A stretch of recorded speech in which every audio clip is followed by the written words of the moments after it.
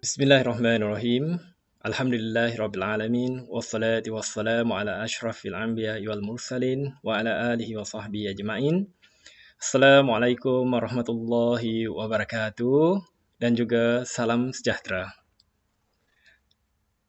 Saudara-saudari, terlebih dahulu izinkan saya untuk mengucapkan tahniah kerana pada hari ini secara rasmi anda sudah pun bergelar sebagai pelajar UiTM. Jadi, selamat datang ke UiTM. Saudara-saudari, pada hari ini, kita akan berbincang tentang satu topik yang agak menarik, iaitu graduan kelas pertama dengan Minds. Sebelum kita memulakan lebih lanjut tentang topik kita pada hari ini, izinkan saya untuk memperkenalkan diri saya dahulu. Nama saya ialah Yamin bin Kamis dan secara hakikinya saya bertugas sebagai pensyarah di Fakulti Pengurusan Maklumat UiTM Puncak Perdana. Saya sudah bersama dengan UiTM selama lebih kurang 17 tahun dan berkait dengan Neuro-Linguistic Programming ataupun training yang berkaitan dengan Minds dan juga NLP. Di UiTM saya kira sudah hampir 5 tahun. Bersama-sama dengan tim NLP UiTM, bersama-sama dengan Institut Kepimpinan Pelajar dan juga bahagian hak ehwal pelajar untuk sama-sama membantu mencungkil bakat kepimpinan di kalangan pelajar bagi memastikan pelajar-pelajar kita menjadi lebih berketerampilan. Now, dalam ruang masa yang singkat ini, saudara-saudari, insya-Allah saya akan kongsikan dengan anda tentang bagaimana pentingnya untuk kita bergelar sebagai graduan kelas pertama. Semua orang, saya percaya dan yakin, kalau saudara-saudari tengok gambar yang ada pada slide pertama presentation saya ini, sudah tentu anda boleh lihat dengan jelas betapa gembiranya wajah graduan-graduan yang baru saja dianugerahkan dengan diploma atau ijazah. Kita boleh lihat riak dan wajah mereka yang begitu gembira. Kalaulah kita boleh dengarkan suara mereka, pasti kita dapat dengar jeritan, kegembiraan, keseronokan mereka pada waktu itu. Dan kalau kita dapat rasakan betapa bangganya mereka, betapa bersyukurnya mereka kerana setelah penat berjuang lebih 3 tahun, akhirnya ijazah atau diploma yang mereka inginkan kini sudah berada dalam genggaman. Saudara-saudari, kesemua daripada anda yang berada dengan saya pada hari ini, insya-Allah 3 tahun dari sekarang, 4 tahun dari sekarang akan turut merasai momen-momen itu. Akan turut meraihkan jerit perih bergelar sebagai pelajar, akhirnya muncul sebagai graduan. Dan kita di UiTM, kita tidak mahu anda jadi graduan yang biasa-biasa. Tetapi kita mahu lahirkan anda sebagai graduan kelas pertama. Now, apa itu graduan kelas pertama? Kalau di UiTM ini, by definition atau di mana-mana universiti pun sebenarnya, ialah graduan kelas pertama ini ialah graduan yang bila mana anda bergraduat dengan CGPA ataupun ijazah kelas pertama. Ijazah ini dibahagi-bahagikan. Ada kelas pertama, ada kelas kedua. So, kelas pertama adalah kelas yang terbaik. Dan kita kalau boleh nak, semua pelajar-pelajar kita ini mampu muncul sebagai pemenang anugerah naib Chancellor. Ini bermakna pada tiap-tiap semester anda perlulah mendapat anugerah dekan, yang mana CGPA perlulah 3.5 ataupun 3.5 dan ke atas. Kemudian, akhirnya barulah anda layak diangkat dan diberikan anugerah naib Chancellor. Tuan-tuan dan puan-puan, saudara-saudari yang saya kasihi. Dari segi akademik, kita tamat belajar dengan ijazah kelas pertama. Ekstranya, kalau kita benar-benar bagus, kita dapat anugerah naib Chancellor, itu sudah menjadi suatu prasyarat untuk bergerak graduan kelas pertama. Tetapi selain daripada itu, saudara-saudari, Kita bukan saja nak graduan yang hebat di atas kertas. Bermakna di atas sijil anda benar-benar hebat. Anda skor semua subjek yang anda ambil. Okay? Anda hebat dalam akademik. Tetapi kita juga mahu anda turut cemerlang dari segi sahsia. Kita mahu juga anda mampu keluar sebagai pemimpin. Kita mahu anda keluar daripada UiTM bukan sahaja sebagai seorang yang mempunyai impian untuk jadi pekerja. Mungkin siapa tahu anda juga mampu mencipta peluang pekerjaan untuk orang lain. Mungkin suatu hari nanti anda akan mempunyai syarikat anda sendiri dan akhirnya kita mahu bila anda keluar dengan jiwa yang besar kerana kita faham kita ada tanggungjawab bukan setakat untuk diri kita tetapi juga untuk agama, untuk bangsa, untuk negara kita. Itu yang kita definisikan sebagai graduan kelas pertama. Jadi insya-Allah dalam masa yang singkat ini saya akan berkongsikan dengan anda beberapa perkara. Okey. Yang pertama sekali saya nak cerita ialah apa itu Minds dan apa itu NLP. Yang kedua tonggak NLP. Yang ketiga andaian NLP. Dan yang keempat, yang terakhir, well-formed outcome.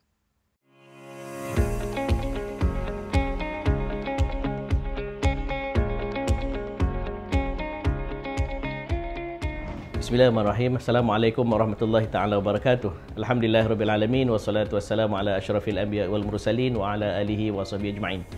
Bagi para pelajar yang memerlukan bantuan dan ada mungkin sebahagian daripada pelajar yang terkesan ataupun keluarga yang terkesan akibat COVID-19, insya-Allah kami di bahagian zakat sedekah wakaf UiTM Zawaf menyediakan saluran dan bantuan kepada para pelajar dan warga UiTM yang memerlukan. Syarat utama untuk mendapat bantuan daripada bahagian zakat sedekah wakaf UiTM adalah para pelajar UiTM dan juga staf UiTM, iaitu dalam kalangan warga UiTM sahaja. Seterusnya, bagi para pelajar yang ingin memohon bantuan zakat daripada Zawaf UiTM, para pelajar tersebut haruslah berasal daripada keluarga berlatar belakangkan B40 dan juga pendapatan kasar isi rumah adalah RM4,000 ke bawah. Pendapatan kasar isi rumah itu bermaksud pendapatan ibu dan juga ayah. Pendapatan tersebut digabungkan dan jumlahnya adalah kurang daripada RM4,000 sebulan.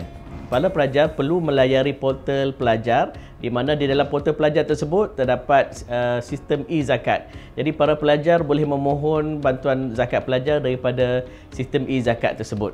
Seterusnya, antara dokumen yang diperlukan untuk permohonan tersebut akan disenaraikan di dalam sistem e-zakat. Antaranya adalah slip gaji ibu dan bapa yang telah disahkan dan kemudian muka hadapan akaun bank para pelajar. Kemudian daripada maklumat dalam sistem tersebut, kami akan melakukan saringan dan daripada saringan itu, pelajar perlu mengisi semua borang-borang yang ada di dalam portal e-zakat tersebut. Kemudian, kami akan memanggil para pelajar untuk ditemuduga dan hasil daripada temuduga tersebut, para pelajar akan dikategorikan mengikut asnaf-asnaf yang telah ditetapkan. Dan apabila para pelajar tersebut telah berjaya ditemuduga, keputusan tersebut akan dibawa kepada mesyuarat jawatankuasa agihan zakat UiTM dan daripada mesyuarat kita akan luluskan permohonan bantuan zakat pelajar dan akhirnya kita akan terus serahkan kepada pihak bendahari untuk menguruskan pembayaran secara terus kepada akaun pelajar yang berjaya dalam temuduga tersebut. Untuk para pelajar UiTM, jangan malu dan jangan segan untuk memohon bantuan zakat daripada bahagian zakat, sedekah dan wakaf UiTM. InsyaAllah kami di Zawaf UiTM sentiasa bersedia dan menerima permohonan daripada para pelajar dan juga warga UiTM yang memerlukan.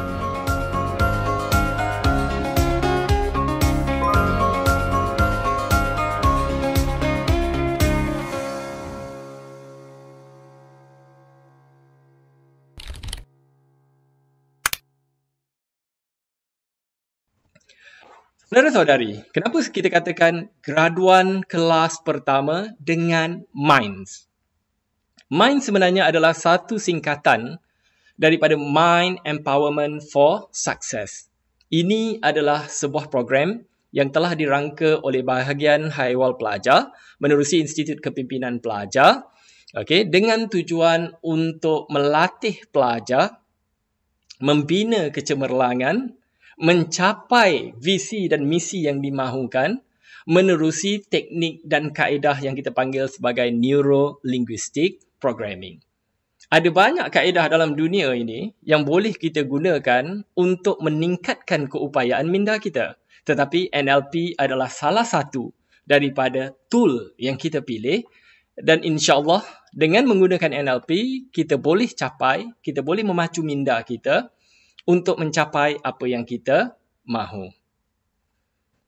Saudara-saudari, saya nak bercerita tentang satu kisah mengenai seorang budak miskin daripada sebuah negara yang dipanggil Malawi. Pada tahun 1940-an, Malawi pada waktu itu belum merdeka dan namanya ialah Nyasaland. Di situlah lahirnya seorang budak namanya Laxon Khaira. Pernah dengar nama dia? Ada sesiapa di kalangan anda yang pernah dengar nama Laxon Khaira? Saya percaya mungkin tak ramai pun yang pernah dengar ataupun pernah baca tentang Laxon Khaira. Apa yang istimewa sangat tentang Laxon Khaira ni? Ini yang saya nak ceritakan dengan anda. Now, ketika dia dilahirkan, tak tahulah apa sebabnya pada waktu itu, mak dia ambil dia ni, Laxon Khaira ni, budak yang baru lahir ni, buang dia ke dalam sungai. Dan nama sungai itu ialah Sungai Didimu. Sebab itulah nama dia Laxon Didimu Khaira. Dia ambil sebenarnya nama sungai itu, Didimu. Now, mujurlah pada waktu itu, ada pemuda yang nampak. Ada orang kampung yang nampak apa yang si ibu ini tadi buat dan cepat-cepat dia menyelamatkan Laxon Khaira ini dan pulangkan kembali kepada keluarganya. Tuan-tuan, saudara-saudari, berapa ramai daripada kita, sewaktu kita dilahirkan ke dunia ini, mak kita campak kita dalam sungai. Ada ke? Bermakna daripada kecil lagi pun, dia dah mengalami kepayahan yang amat sangat. Walau bagaimanapun dia menjalani persekolahan,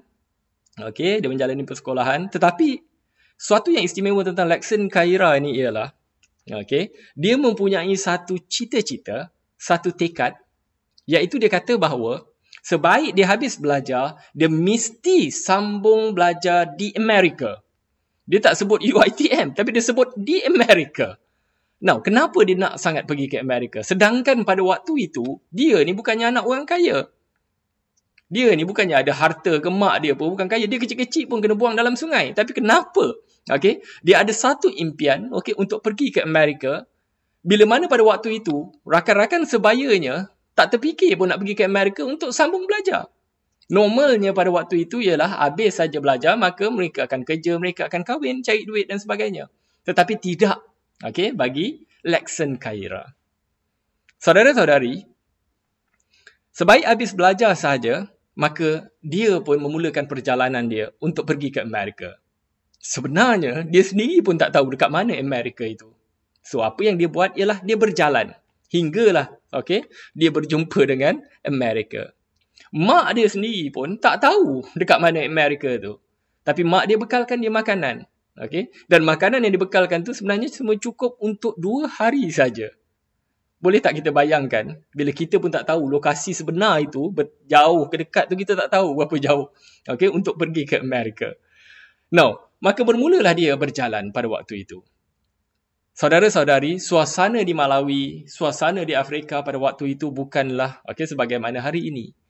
Bagi seorang budak 16 tahun, berjalan kaki, berseorangan, memulakan satu perjalanan besar dalam hidupnya tanpa dia mengetahui secara tepat bagaimana dan bila dia akan sampai ke Amerika, itu sesuatu yang sungguh menakjubkan. Dia berjalanlah sampai ke Tanzania dan seterusnya dia sampai di Kampala. Ketika di Kampala, dia terbaca dalam US Information Service Directory tentang sebuah universiti namanya ialah Skagit Valley College di Washington. Dan itulah pertama kali Laxon Khaira melihat ataupun membaca nama college itu dan dia kata, this is where I want to go. Di sinilah dia nak pergi. Dan kebetulan pada waktu itu dia terjumpa dengan seorang wartawan. Dan wartawan ini pelik, dan juga kagum. Macam mana dia ni, Laxon Khaira boleh jalan kaki daripada Malawi pada waktu itu dah sampai di Kampala, bukan dekat. Jauh berjalan kaki dan yang lebih memeranjatkan lagi ialah bila Laxon Khaira kata dia nak pergi ke Amerika untuk sambung belajar. Jadi tuan-tuan dan puan-puan, saudara-saudari, Wartawan ini kemudiannya menulis suatu artikel tentang Lekson Didi Mukaira dan menghantarnya kepada orang di Skagit Valley College. Jadi, bila mana orang di Skagit Valley College terbaca tentang Lekson Kaira ini, maka mereka pun di sana berasa kagum. Wow, ada budak Afrika berjalan kaki nak datang ke Amerika, nak datang specifically, nak datang ke Skagit Valley untuk sambung belajar. So, mereka teruja pada waktu itu. Bukan ada internet pun masa tu. Mereka teruja. Maka mereka pun berusaha mengumpulkan dana bagi membolehkan Lekson Kaira ini dapat pergi ke Amerika.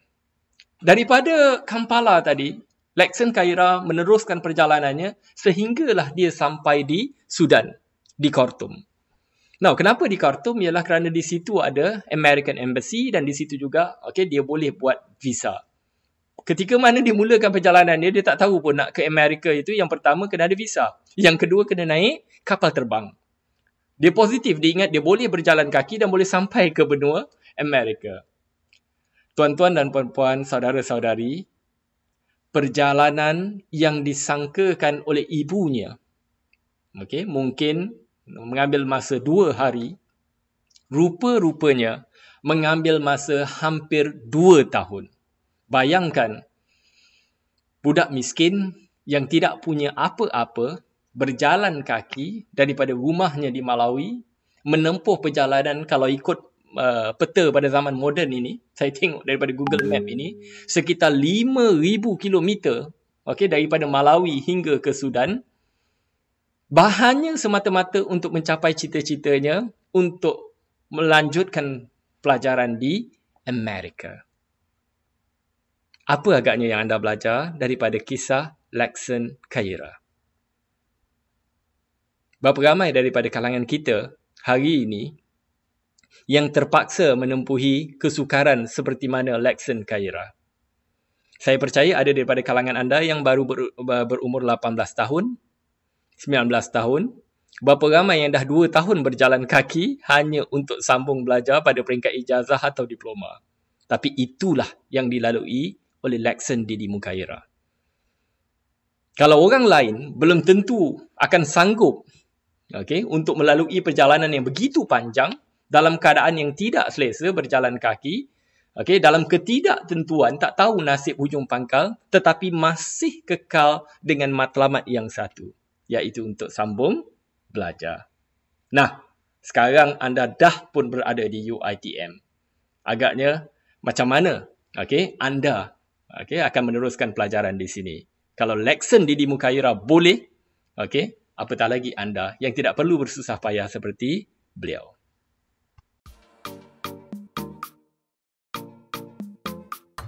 Tuan-tuan dan puan-puan, pandemik COVID-19 masih belum hilang lagi. Justru, kita semua warga UiTM dan rakyat Malaysia haruslah sama-sama bertanggungjawab mencegah dan memutuskan rantaian COVID-19. Patuhi SOP yang telah ditetapkan oleh kerajaan dan UiTM khasnya. Selain menggunakan aplikasi MySejahtera, warga UiTM juga perlu menggunakan sistem saring C19 yang telah dicipta khusus untuk warga UiTM dalam mengawal penularan COVID-19 di dalam kampus. Terima kasih saya ucapkan kepada semua warga yang telah menggunakan sistem saring C19 UiTM ini.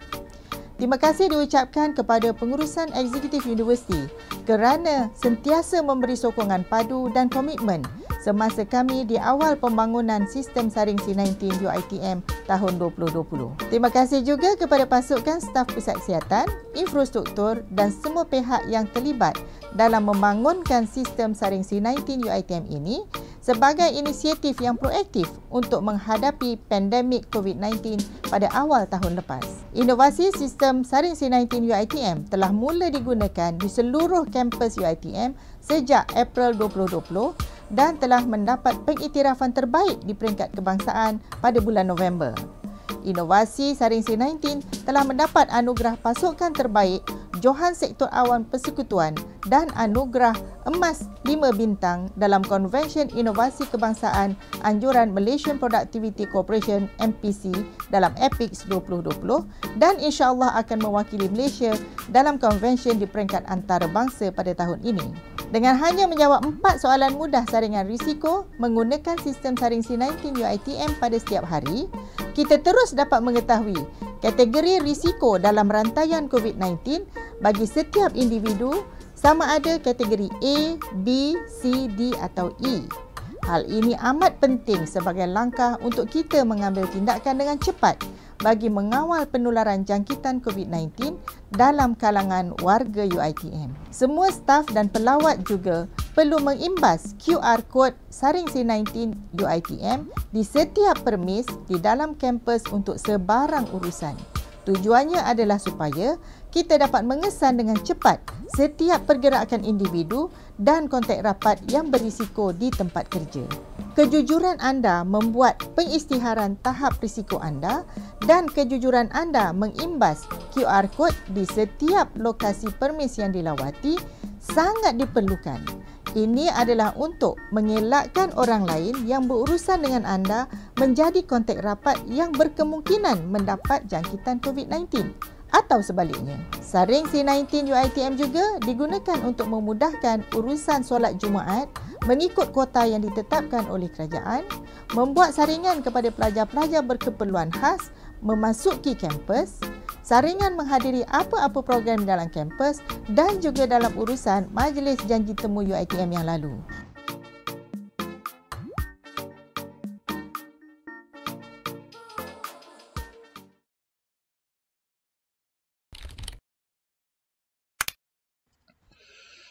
Saudara-saudari, ada banyak sebenarnya yang saya nak kongsikan dengan anda berkait dengan Neuro-Linguistic Programming. Tetapi disebabkan masa yang tidak mencukupi ataupun masa yang terhad, maka saya memilih beberapa perkara saja. Iaitu saya akan kongsikan dengan anda beberapa tonggak dan juga andaian NLP. Saya mulakan dengan yang pertama. Hubungan mesra ataupun repo.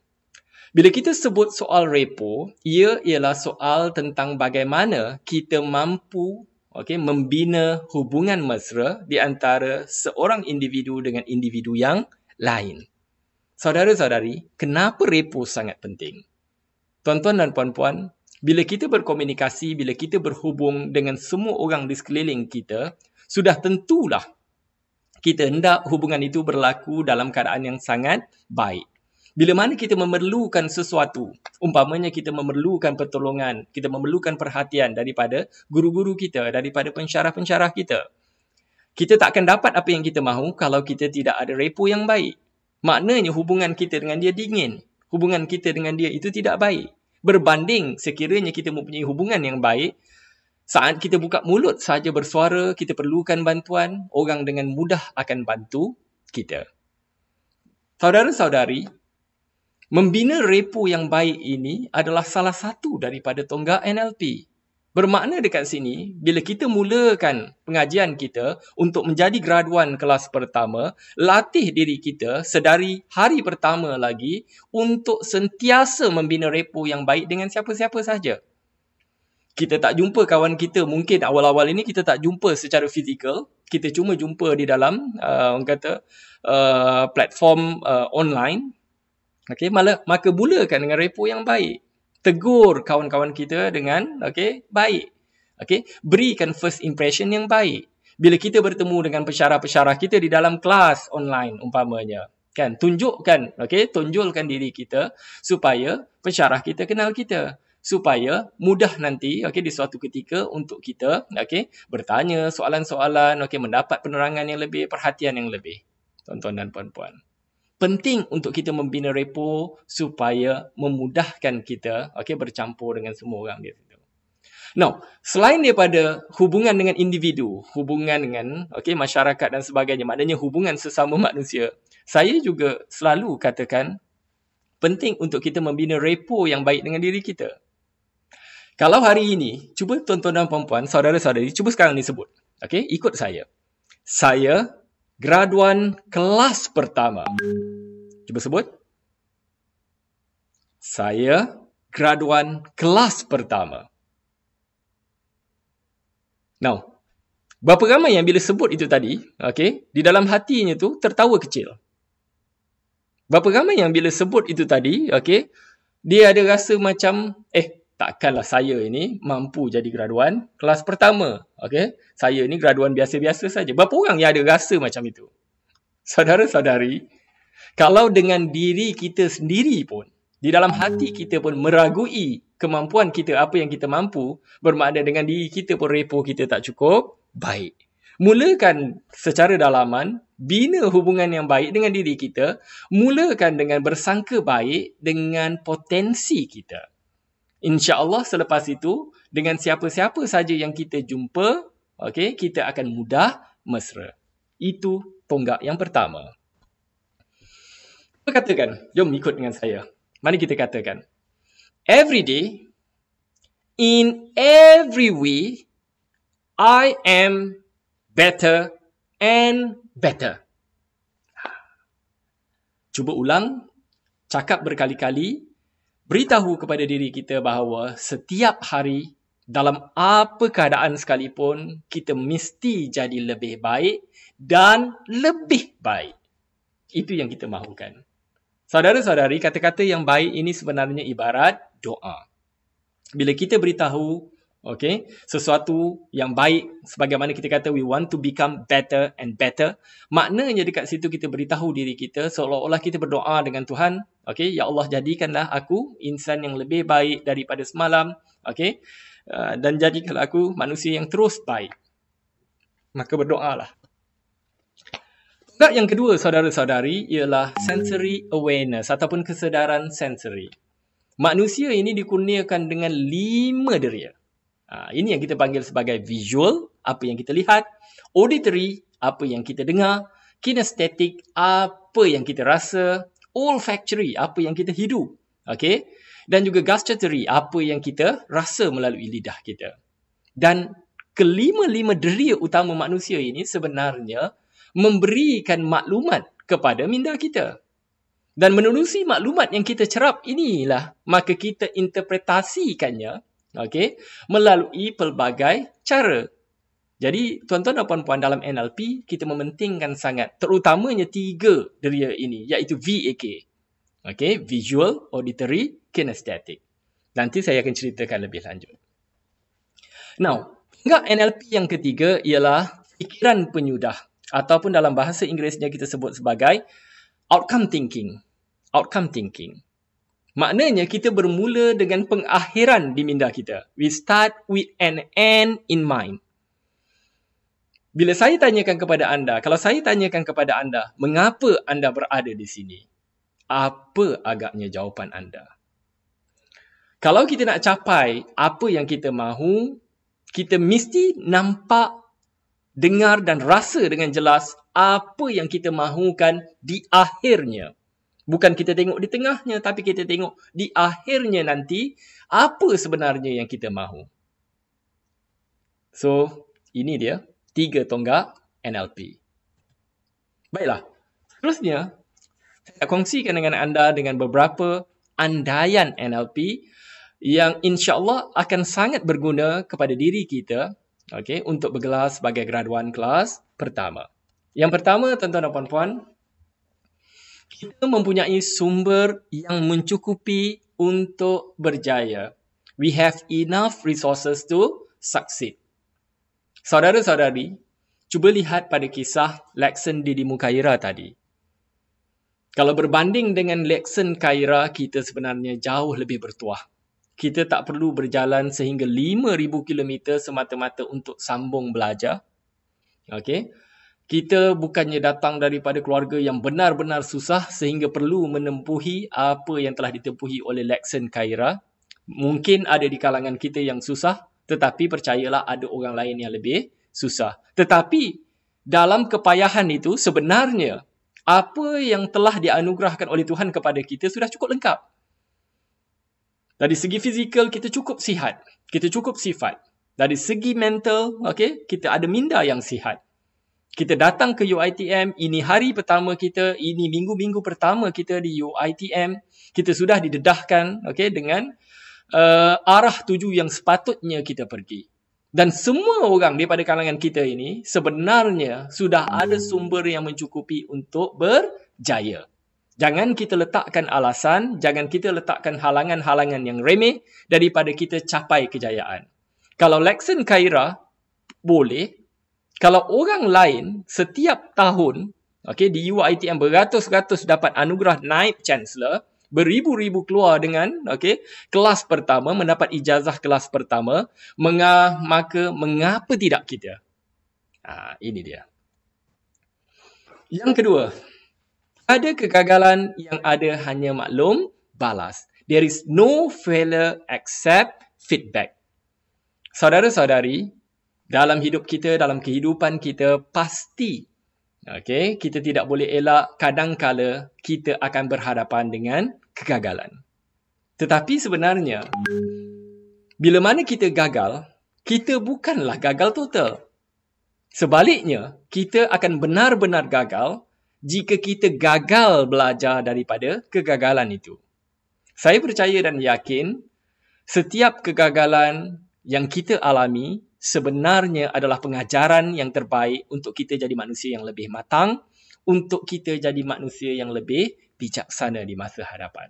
Sebab itulah, hargai kegagalan itu dan jangan ulangi serta pastikan di masa hadapan kita akan buat lebih baik. Take it as a lesson, take it as a feedback. Yang ketiga, saudara-saudari, peta bukan kawasan. Saya suka yang ini, peta bukan kawasan. Apa maksud dia dekat situ? Ataupun in English, kita katakan the map is not the territory. Saudara-saudari, kadang-kadang, kalau macam tadilah saya katakan kembali, cuba kita sebut kepada diri kita sekarang ni, ataupun kalau berani, cuba sebutlah. Ni sambil-sambil duduk depan depan telefon atau depan laptop ini, ada. Cuba sebut, kuat-kuat kan Aku graduan kelas pertama. Cuba sebut. Kalaulah dalam minda kita tu ada doubt, maknanya dalam minda kita ni, kita pertikaikan, kita kata macam, takkan mungkin lah. Takkan mungkin. Alright. Dalam ribuan pelajar, yang belajar di UiTM ni, takkanlah aku ni pula yang boleh diangkat sebagai graduan kelas pertama, takkan mungkin. Saudara-saudari, perkara yang tak akan mungkin itu sebenarnya hanya ada di minda anda. Dan apa yang ada di dalam minda anda mungkin bukan sebenarnya menggambarkan potensi diri anda. Jadi jangan terpedaya. Ini yang kita kata peta bukan kawasan. Kadang-kadang kalau kita pergi restoran makanan segera lah. Katakanlah kita pergi KFC. Kalau kita tengok dalam menu dia tu, dalam menu dia tu, gambar ayam tu, dengan asapnya tu, dengan warna keraknya tu yang nampak begitu menyelerakan, kita kata macam wow. Aku nak yang ni, aku nak yang ni. Tetapi bila kita order, apa yang kita dapat ialah ayam yang tak berasap. Dan keraknya tu pula bila kita tengok, tidaklah nampak begitu menggiurkan. Begitulah juga dalam minda kita. Apa sangka buruk tentang kemampuan diri kita, saudara-saudari, itu sebenarnya bukan gambaran sebenar tentang diri kita. Anda sebagai seorang manusia, anda sebagai seorang pelajar sebenarnya mempunyai potensi yang jauh lebih hebat daripada apa yang anda mampu bayangkan. Itu dia. Now, saya suka petik kata-kata ini yang gemar dituturkan oleh Muhammad Ali. Muhammad Ali ini ialah legenda tinju dunia. Dia katakan, if my mind can conceive it and my heart can believe it, then I can achieve it. Conceive, believe, achieve.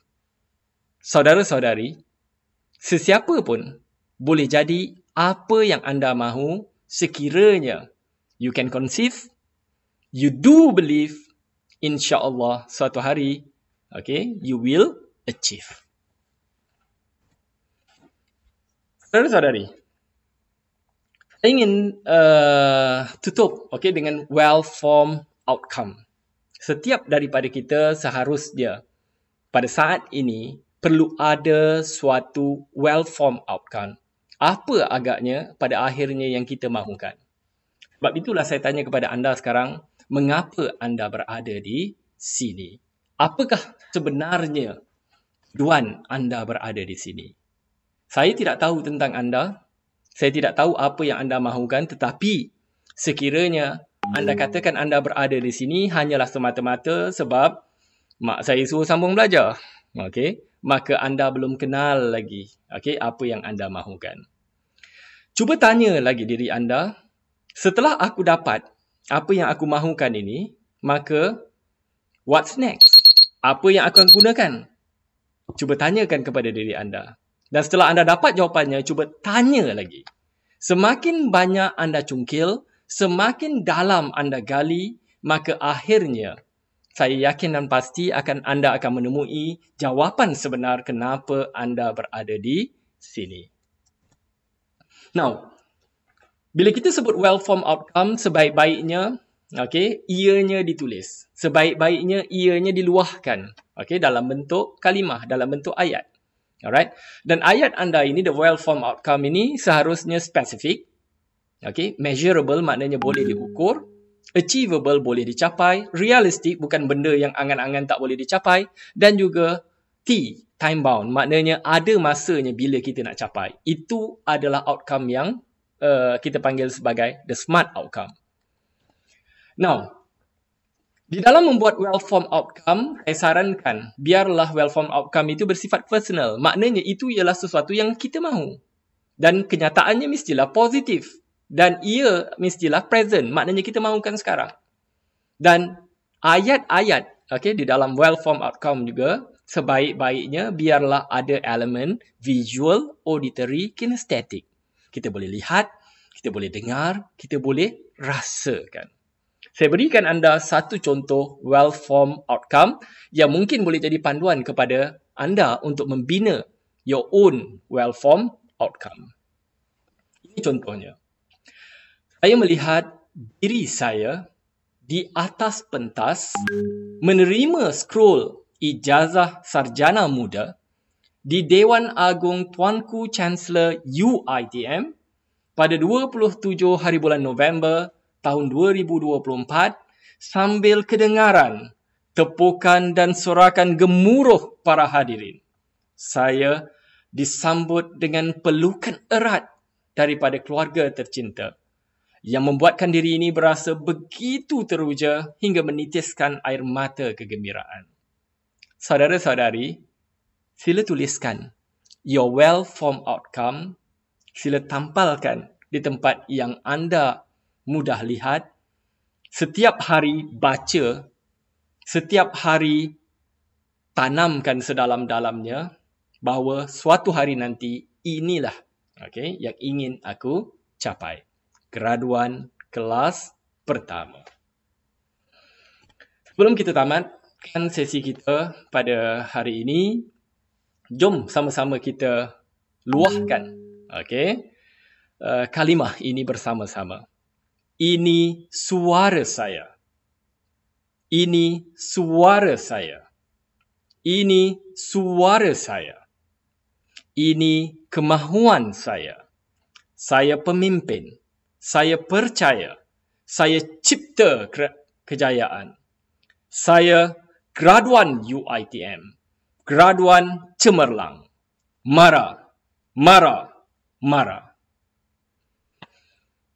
Saudara-saudari, dengan berakhirnya kata-kata itu tadi, maka sampai di sini sahaja ceramah dan perkongsian saya pada hari ini. Semoga dalam keterbatasan waktu ini, apa yang dikongsikan ini akan menjadi manfaat buat semua yang mendengar.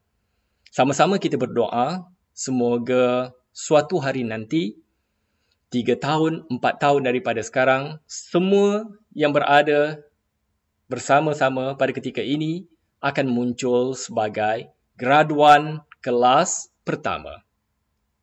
Kita akan muncul sebagai apa?